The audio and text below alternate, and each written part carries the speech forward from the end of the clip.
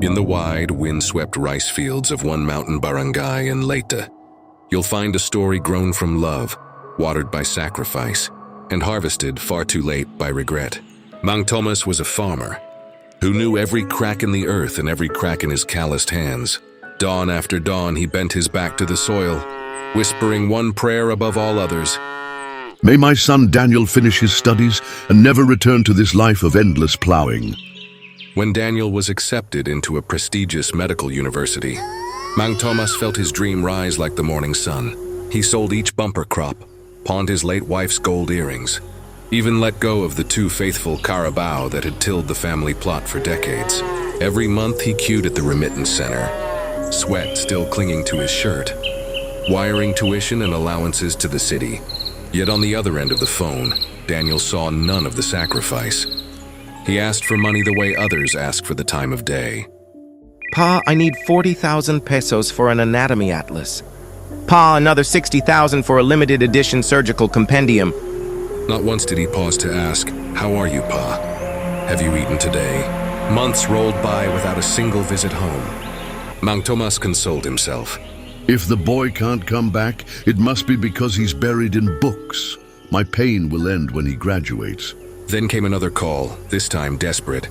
Pa, there's a new medical text I must have. I can't graduate without it. Mang Tomas's heart trembled. With nothing left to sell but the land beneath his feet, he signed away the rice field, his last shield against hunger. Before handing over the cash, he stopped by Daniel's classmate's boarding house to verify the title and the price. The truth cut deeper than any harvesting blade.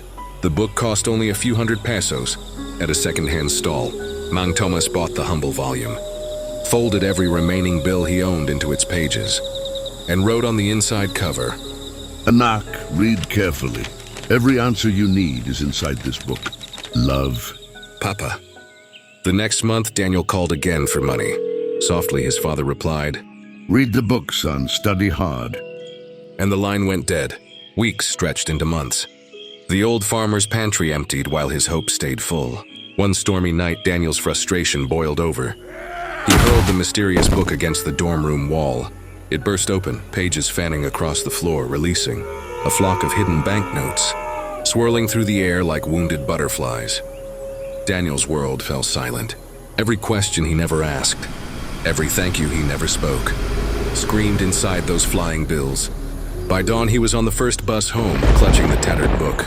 Rain hammered the tin roof as he pushed open the wooden door.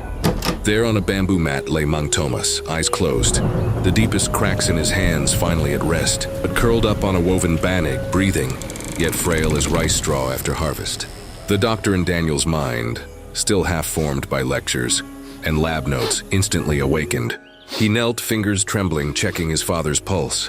It fluttered weakly like a moth inside cupped hands. On a makeshift nightstand sat the evidence of sacrifice. A sack of boiled camote and a single ripe banana, his father's entire diet for weeks. Pa, why didn't you tell me? Daniel whispered, tears slipping onto the tatami mat. Mang Tomas managed a faint smile. Anak, camote keeps me working until you wear the white coat. A son becomes a healer. Daniel deferred his final semester, petitioning the university for remote study, the new rare allowance granted after his professors. 12 months later, Mang Tomas, walking with only a slight limp, stood beneath a newly thatched porch as Daniel, now in an immaculate white coat, slipped a stethoscope around his neck. "I present to you," announced the university dean over a crackling video call, "Dr. Daniel Tomas with honors." Instead of the usual ceremony, Daniel knelt and placed his diploma in his father's hands. Pa, you were my first patient and my greatest teacher of the human heart. Mang Tomas's voice wavered but rang clear. Then promise me one thing, Doc. Tend every patient as if he were your own father, and every bill as if you earned it with cracked hands. Daniel nodded, eyes shining. Deal, Pa. Moral lesson, the choice to rise. In every silent sacrifice, in every coin hidden between book pages, and in every root crop pulled from the earth by calloused hands, there is love. Parents may build the bridge, but only the student can choose to cross it. Many students walk through life unaware of the quiet. Battles fought behind them, the sleepless nights, the skipped meals, the dreams paused so theirs could live.